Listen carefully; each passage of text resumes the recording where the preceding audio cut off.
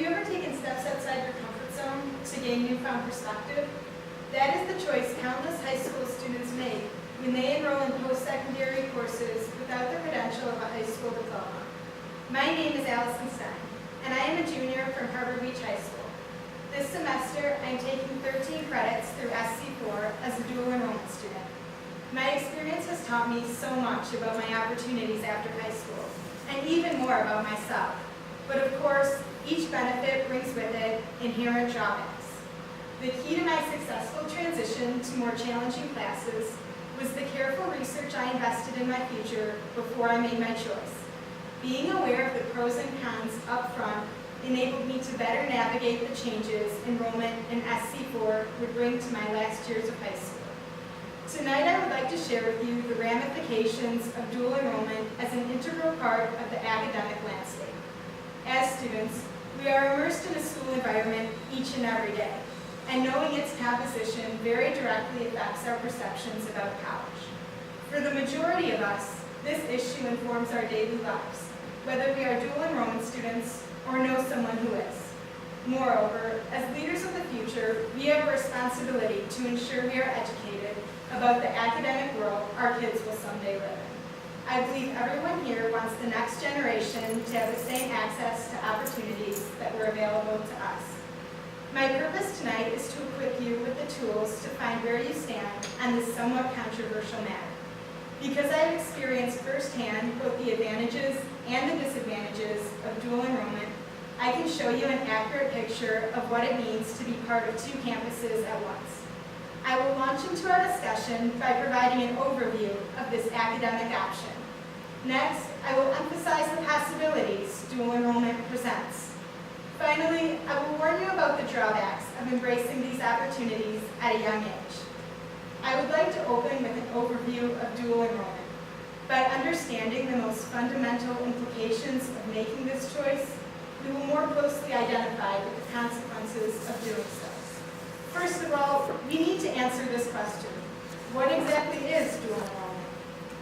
According to the article Dual Enrollment, published in 2012 in the Occupational Outlook Quarterly, a trade journal that aims to educate the public, dual enrollment is defined as programs that allow high school students to take college courses. However, the article goes on to note that high school students is often too broad a category to satisfy the eligibility requirements in place. From a historical perspective, not everyone had access to college before high school graduation. Initially, these curriculums were reserved for teens at the top of their high school classes. Although programs are now becoming more inclusive, some stipulations still apply. For example, to become a student at SC4, I needed to take a placement test and attend an orientation session. But just why has the concept of high school-age college students become so universal? Dual enrollment brings with it a powerful purpose. Frankly, in our modern world, academics matter. While specific motivations vary, all high schools share one obvious incentive for encouraging these programs. As career landscapes are changing, students need to be prepared. And the stakes are high. To enable students to pursue college studies is to equip them with the career skills essential to an ever-changing workforce.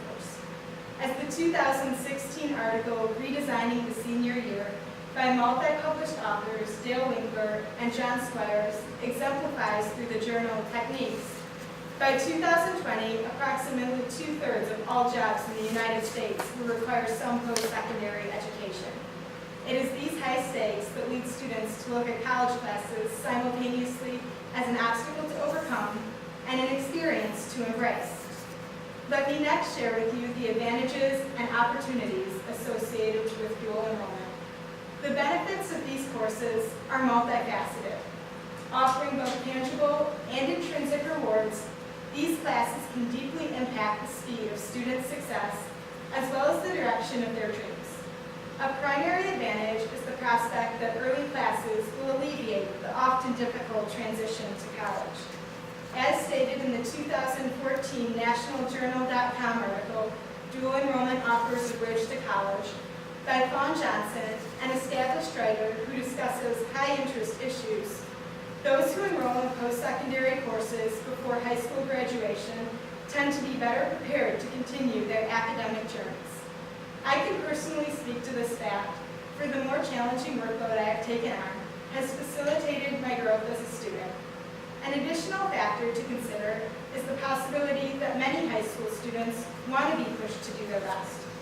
In the words of June Kronholz, who has written multiple articles for Education Next, including the 2011 published High Schoolers in College, kids have changed, and by their mid-teens, many of them, bored with high school or academically beyond it, are ready for the next step. Indeed, once I began immersing myself in college, I appreciated the opportunity to explore new avenues. I took on many experiences that expanded my outlook and that I likely wouldn't have taken on at this age without the support of my high school. This support, the homeschool's financial contribution to students' educations, is perhaps the most widely known advantage of dual enrollment. Per Harbor Beach High School's policy, students are fully compensated for the cost of their credits, excluding textbooks, provided that they earn passing grades. This poster represents my experience saving for college through dual enrollment. The bar graph depicts my projected cumulative savings for each semester I am a student at SC4 in terms of both community college costs and the university transfer equivalencies. As you can see, by the time I graduate from high school, I hope to have earned 49 credits, worth about $10,000 at SC4 and $15,000 at SVSU. Moving down, we can also see that these credits fulfill 40% of the requirements for a 4-year degree. Saving both time and money is undoubtedly appealing to coming-of-age students conscious of emerging job markets. These advantages are central to many decisions to set foot on college campuses early. Alternatively, opponents assert, for each advantage, a more critical disadvantage exists. Every opportunity, college classes included, entails inevitable drawbacks. One such drawback is the difficulty associated with transferring college credit earned in high school to another institution after graduation. Students immersed in these courses often wrestle with the question, will it pay off? Honestly, in a monetary sense, that answer depends. Such young learners could change their minds or change their majors, or the future institutions to accept them could change their curriculums. A contributor to Education Week, Catherine G. Wirtz, wrote the 2016 article, Are Dual Enrollment Programs Overpromising?, to assert that these potential changes are of primary concern. Upon enrolling in SC4, I was encouraged to take advantage of opportunities to help alleviate these possibilities, including seeking the direction of an advisor. But nevertheless, the possibilities persist. An even more fundamental question is this. Even if students could earn the necessary credits to fulfill future goals, are these high school kids honestly prepared to tackle the challenges of college? Whether they are not yet responsible enough to manage the workload or simply too young to understand their own priorities, experts are concerned. According to Catherine Mankin, author of the 2016 article, As Dual Enrollment Swell, So Do Worries About Rigor, among other work for the Chronicle of Higher Education, being academically ready doesn't guarantee students have the maturity to handle college-level work. In other words, making the decision of dual enrollment is an important choice with real consequences, and those who do so need to invest the necessary forethought. Now that I have shared with you my research and my experiences, I hope I have equipped you with the tools to develop your own opinions about dual enrollment. Together, we have learned what it means to be simultaneously enrolled in high school and immersed in college. First, we have delved into an overview of this emerging option in the world of education.